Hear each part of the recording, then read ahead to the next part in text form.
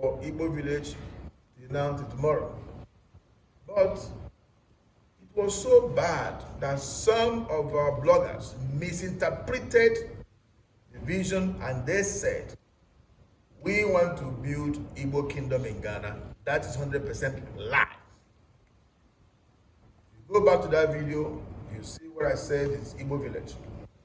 And the interpretation of village is different from kingdom. We have no any plan to build any kingdom in Ghana. We cannot build kingdom on top of someone's kingdom. It is impossible. But some mischievous,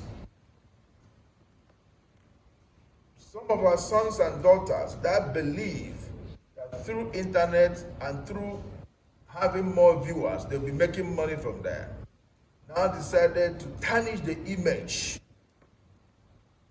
of a humble person like me just for them to make money from the internet and giving wrong information. That's one.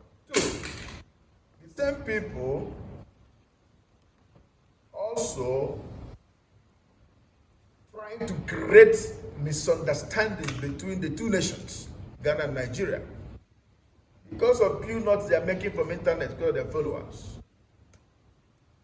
Without thinking the consequences of what they are doing, that this is enough to destroy image of a country, is enough to cause problem, is enough to cause xenophobia. Look at the internet, there's so many AI videos against me. Some people will say I'm on the run. Some people will say I'm building a kingdom. I want to destroy Ghana. I want to rule Ghana. I want to, put Ghana in my pocket. Who am I to do this? And this is 100% mischievous. If they understand what they are doing, I don't think they will do this. They even put in internet that people has come to my house to protest. Nobody came to my house for protest. And that video is seriously causing problem. Our people back home, all over the world, are calling us, thinking that we are not safe in Ghana. But Ghana is one of the most safest countries in the world that accommodate everybody. That the security of Ghana is so good and so tight that people are comfortable living in Ghana. But what these internet bloggers are doing, they are rather destroying the image of the nation without thinking. By the grace of God, as we live in Ghana, doing our businesses, have our house where we live, when we grow old or we decide to relocate from Ghana, we will not take the properties home. It's already built in Ghana. It's also part of development.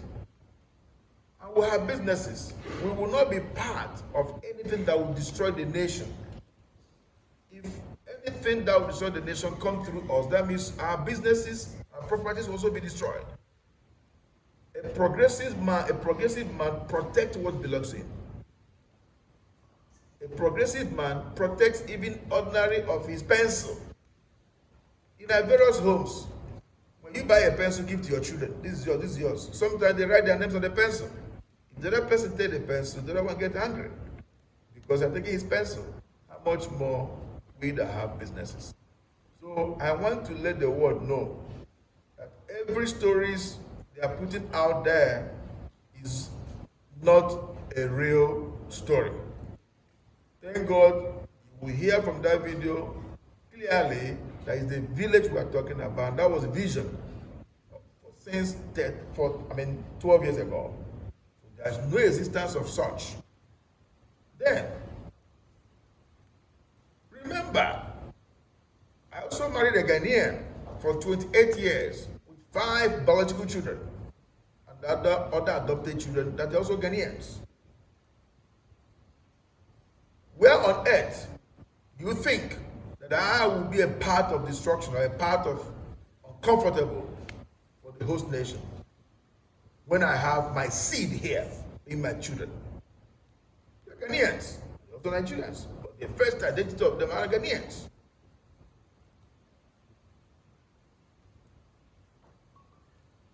I felt so bad when some bloggers will be saying that Igbos should go. Ethnic Igbo should go. We don't want him in Ghana. Are you also sacking my wife? Your daughter. Are you also sacking my children? Your children.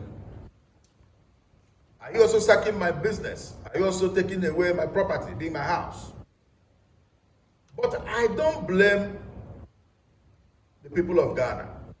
Heaven bear me witness. I blame those mischievous that are trying to make money from internet to cause trouble.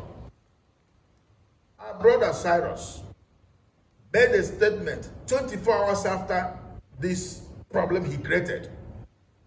Cyrus is the one that created this problem in Ghana. He said 24 hours after his video, his followers, his viewers, is over 600,000. 600,000. That means you want to make money from the destruction of somebody's image. You are looking for followers, then you want to destroy somebody's image. I want to use the opportunity to tell the youth of Ghana, please, don't allow yourself to be used by a mischiever who is touching the emotions of the people for them to go into destruction over Nigeria's property. While you are, if at all you go in to do that, while you are doing that, he'll be taking the footage of what you are doing to put also in his platform. I'm making my money, and you are there to destroy. So please, the youth of Ghana, I plead with you people not to engage yourself in this kind of situation that somebody is provoking you to get into that. Ghana is a peaceful nation. As long as I'm concerned, I remain loyal to this country, Ghana, and the entire Igbos in Ghana. We are submissive to the authority of this nation. I also want to say apologies to His Excellency John Dramani Mahama and all the traditional institutions in Ghana for these fake news that has given wrong image of Ghana in the world as if Ghanaians are sacking Nigerians, which is never true. Every video you saw on the internet is all about cut and join, AI. So please, rest assured, that Igbos that live in Ghana, we are law-abiding citizens. Thank you. The foreign minister of Ghana 2 days ago, Honorable Minister Samuel Okujoto Ablakwa. In my meeting with him, it's all about this problem of land issue and kingdom issue. And I explained to him, sir, there is no single land. And I explained this I just told you. Now he was so surprised. Then he also made me to understand that the concerns of this nation, great country Ghana, is for we all to live in peace. They don't want anything that will cause xenophobia in Ghana. For that reason, I have to put up a press release on my meeting with him, which I did immediately the next morning. It's on air everywhere. I want to tell everybody around the world, but especially Nigerians that are concerned about these social media fake informations that Ghanaians are beating Nigerians, destroying their businesses, asking them to go. I want to tell you that this is internet fake informations. Our people back home and all over the world, we are safe in Ghana. There's no single protest in Ghana. We are 100% safe. Nobody came here for any protest. It's all about internet generated stories, AI. So I want to assure you people, don't panic. The government of Ghana, they are in control of the security of us, the Nigerians that live in Ghana. There is no cause for alarm. Thank you. Okay. Yes. Invite me for any, no letter was sent to me, no invitation was given to me, and they've also, I believe they've also made their own research and realized the land was not acquired. So that's it. Last question. Okay. Eze, please, how true is this? Listen, names? when issues like this come, the security of the nation must be concerned about it, to know, to hear from me. The NIB, that is the previously BNI, came here last week Thursday, and they invited me to come on Monday by 10 a.m. The Director General wanted to see me and have interaction with me. I went there on Monday 10 a.m. Then before then, I also had a call from National Security for invitation also to come on Monday by 2 p.m. I went there on Monday with I went to see the NIB. I sat with them and questions were put to me and I clarified them what I just told you about the land. And I put my statement. And I also went there with Nigeria Consulate because Nigeria as a nation are concerned in this fake news going around because Nigeria High Commissioner knows me, knows the Igbo community, and what we are doing as regards to promotion of our culture and tradition. Then we moved to national security by invitation, and they also had their interaction with me, questions and answers with me, and several hours were spent there with them, and bail was given to me. So nobody came to arrest me. I went for invitation. Thank you. We are ready to take today, Robert.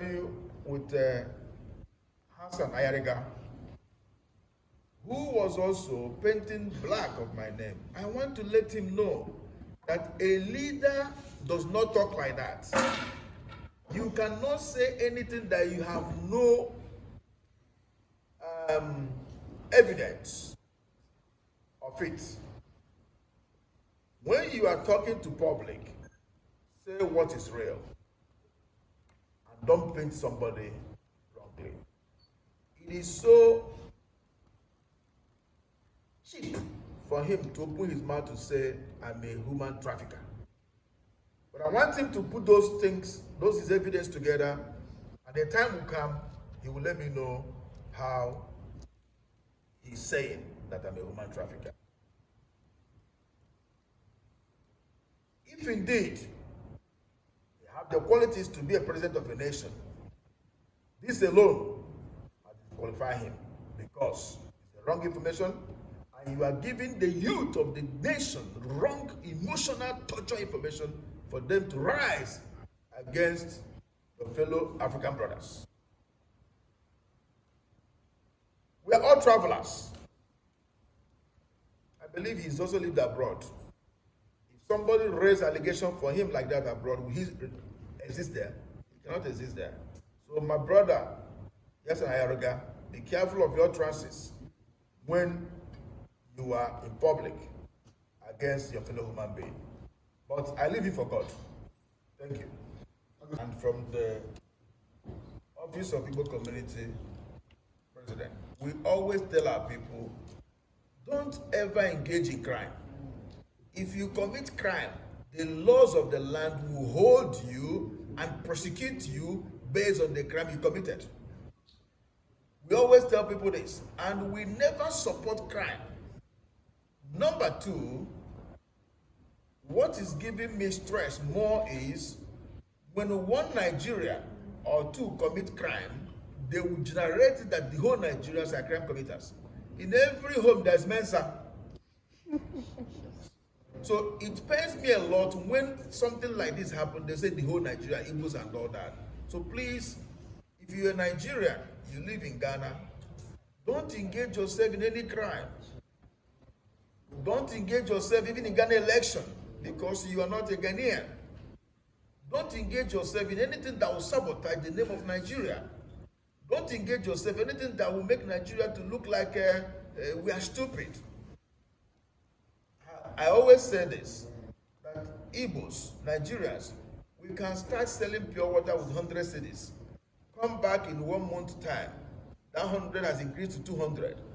Come back in 6 months time, that 200 has increased to 1,000.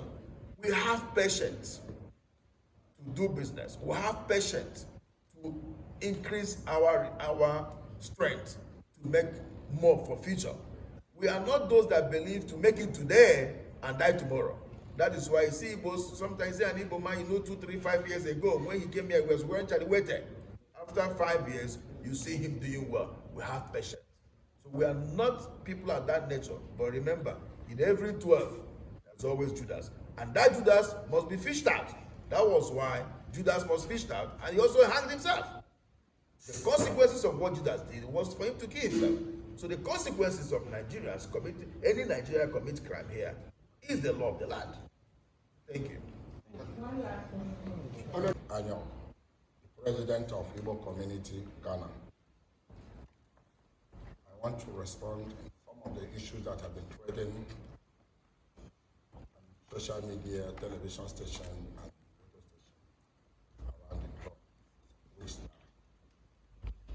Rebuttals on accusation leveled against Ezendibo, Ezechukwu Jude Ihanetu. It is with shock that we, the members of Igbo community Ghana, received the news of unwarranted, unmerited accusation and insult leveled against our Eze Chief Chukwu Jude Ihanetu by some bloggers in various local radio, televisions, and social media outfits.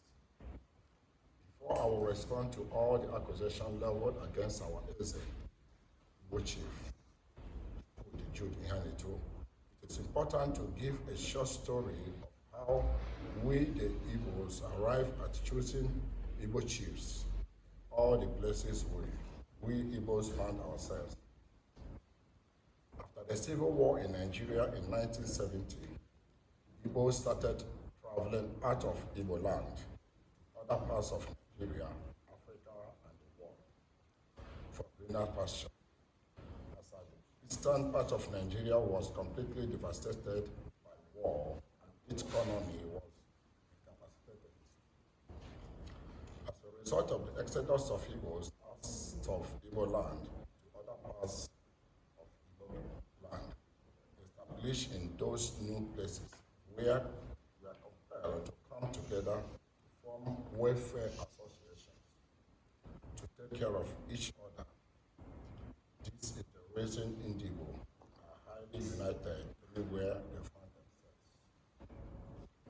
In response to issues of establishment of Igbo chiefs in diaspora, this issue came up as a result of United Nations prediction that Igbo language will go into extinction in 50 years' time. Based on this prediction by United Nations, Igbos all over the globe, including those residing in other parts of Nigeria, came together and agreed to establish Igbo chiefs, Ezes, in every country and other parts of Nigeria where Igbos reside. To lead Igbos and establish Igbo schools where Igbo language, culture, and tradition will be taught to Igbo children and wives in such countries. As a result of the above reasons, Igbos in Ghana came together and conducted elections between two candidates who indicated their interest to occupy such prestigious demanding position.